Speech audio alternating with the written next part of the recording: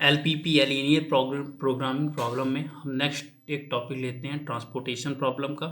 अभी तक हमने सिंपलेक्स मेथड, डुअलिटी वगैरह हमने सीख लिया है। अब हम ट्रांसपोर्टेशन प्रॉब्लम नेक्स्ट टॉपिक की ओर बढ़ते हैं।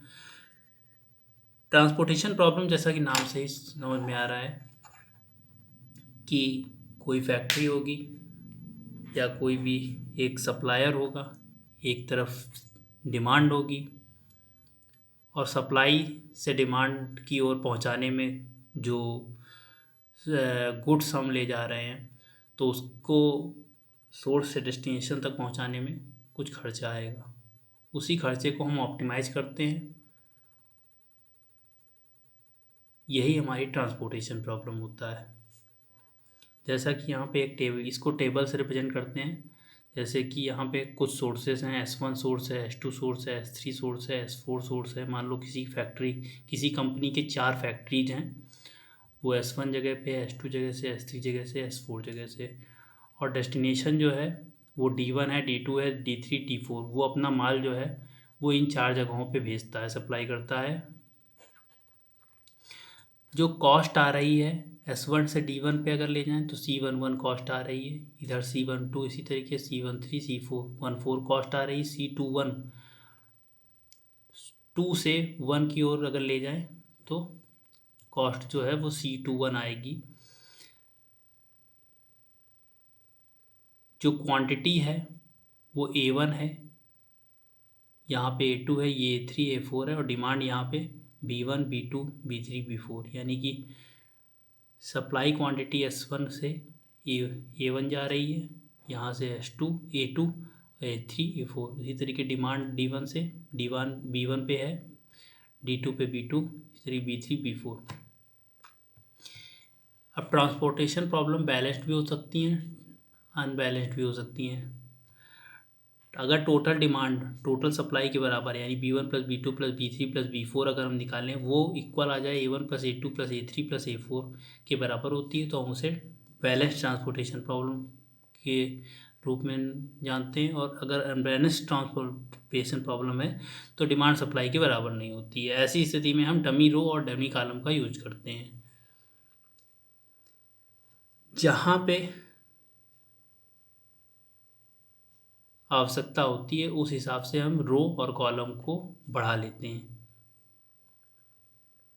With cost zero, with column cost zero और रो कॉस्ट जीरो। आगे आने वाले क्वेश्चन से हम देखते हैं कैसे इन्हें हम सॉल्व करते हैं। वैसे हम ट्रांसपोर्टेशन प्रॉब्लम को जो सॉल्व करते हैं वो सॉल्यूशन मेथड्स 3 टाइप के जो बहुत फेमस हैं वो है ये: north west corner method, least cost method, Vogel's approximation method, NWCM, LCM और VAM।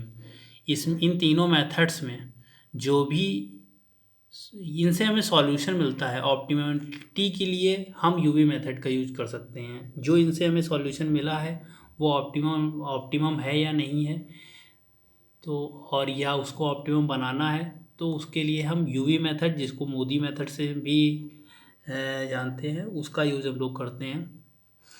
वैसे अगर directly initial basic feasible solution निकालें या IBFS निकालते हैं तो इन 3 मेथड्स में NWCM, LCM और VAM में VAM यानी वोगेल्स अप्रॉक्सीमेशन मेथड में सबसे ज़्यादा ऑप्टिमम सॉल्यूशन मिलता है। अभी हम 3 क्वेश्चन लेते हैं, मतलब तीनों तरीके से हम एक क्वेश्चन को सॉल्व करते हैं। उसमें से देखते हैं वोगेल्स अप्रॉक्सीमेशन मेथड में सबसे ज़्यादा ऑप्टिमम सॉल्यूशन मिलता है।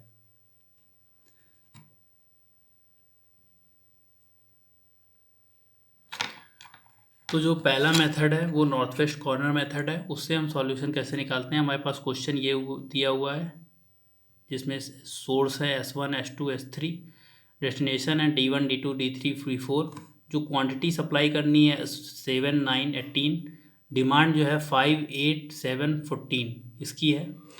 तो सबसे पहले हमारा स्टेप होता है कि क्या बैलेंस ट्रांसपोर्टेशन प्रॉब्लम है या अनबैलेंस्ड है, यानी कि टोटल डिमांड टोटल सप्लाई के बराबर है या नहीं। तो देखते हैं 9 7 16, 16 8 24 10 34, 34 है क्वांटिटी सप्लाई की।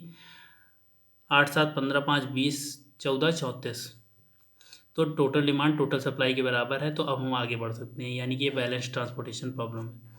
तो नॉर्थ वेस्ट कॉर्नर मेथड, जैसा कि नाम से ही समझ में आ रहा है, ये ईस्ट डायरेक्शन हो गई, ये वेस्ट, ये नॉर्थ, ये साउथ। तो नॉर्थ वेस्ट डायरेक्शन ये। तो नॉर्थ वेस्ट कॉर्नर मेथड, तो नॉर्थ वेस्ट में सबसे कॉर्नर में 19 ये टर्म लिखा हुआ, ये कॉस्ट है। तो इसमें हम पहले एलोकेशन देंगे।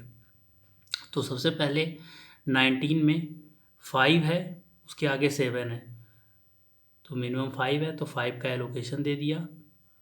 काट देंगे 0, यहाँ 2 लिख देंगे। अब जो 0 बचा तो ये वाला कॉलम कट गया, इसमें एक ऐसे लाइन खींच देंगे। अब हमारे पास खाली इतने पार्ट बचे हुआ है, उसमें हम नॉर्थ वेस्ट कॉर्नर मेथड का यूज करते हैं। तो यहाँ पे नॉर्थ वेस्ट कॉर्नर में सबसे ज़्यादा 30 कॉस्ट है, तो ये हो गया। यहाँ पे एलोकेशन देंगे, इधर देखा 2 बचा हुआ है, इधर देखा 8 बचा हुआ है, तो 2 ही एलोकेट कर पाएंगे, तो 2 एलोकेट कर दिया। बाकी ये 0 बच गया और यहाँ पे 6 बचा है। और जो अगर 0 बच गया है तो ये वाला काट देंगे। उसके बाद हमारे पास खाली अब इतनी टेबल बची हुई है, तो इस टेबल में नॉर्थ वेस्ट कॉर्नर वाला ब्लॉक कौन हुआ, 30 वाला, तो यहाँ एलोकेट करेंगे, एलोकेशन देंगे।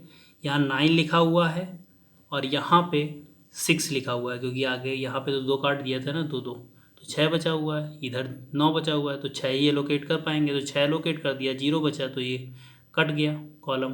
अब हमारे पास खाली इतना बचा है, नॉर्थ वेस्ट कॉर्नर वाला ब्लॉक 40 है, तो यहाँ एलोकेट करना होगा, 3 एलोकेट कर सकते हैं या तो 7, तो यहाँ 3 ही एलोकेट कर पाएंगे, 3 एलोकेट कर दिया। उसके बाद 0 यहाँ बचा, तो ये वाला कॉलम काट दिया। नॉर्थ वेस्ट कॉर्नर उसी तरीके से 70, तो यहाँ 4 या तो 18, तो 4 कर दिया, 0 बचा तो ये कट दिया, उसके बाद 14 बचा। तो ये हमारा एलोकेशन कंप्लीट हो गया, यानी कि X11 की वैल्यू कितनी आ गई, 15। X12 की वैल्यू कितनी आ गई, initial basic physical solution of the given transportation problem. तो हमारे पास जो सॉल्यूशन आ गया वो क्या आ गया, X11 की वैल्यू 5 है, 15 नहीं था, क्योंकि अब ये 15 नहीं है, 5, तो ये 5 आ गया। X पहला रो दूसरा कॉलम, ये तो 2 है, उसके बाद X22 लिखेंगे 6, उसके बाद ये क्या है, दूसरा रो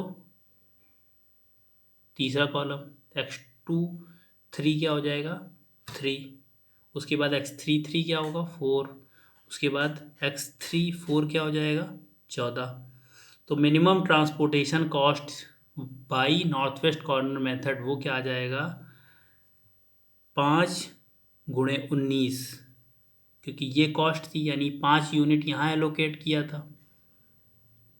फिर 2 इंटू 30, फिर 6 into 30 plus 3 into 40, 4 into 70, 14 into 20, इन सारा ये जो समेशन आएगा वो हमारी ट्रांसपोर्टेशन कॉस्ट आ गई। तो यहाँ पे 1015 रुपये कॉस्ट आ गई। ये था, हमने नॉर्थ वेस्ट कॉर्नर मेथड से ट्रांसपोर्टेशन प्रॉब्लम को सॉल्व किया है।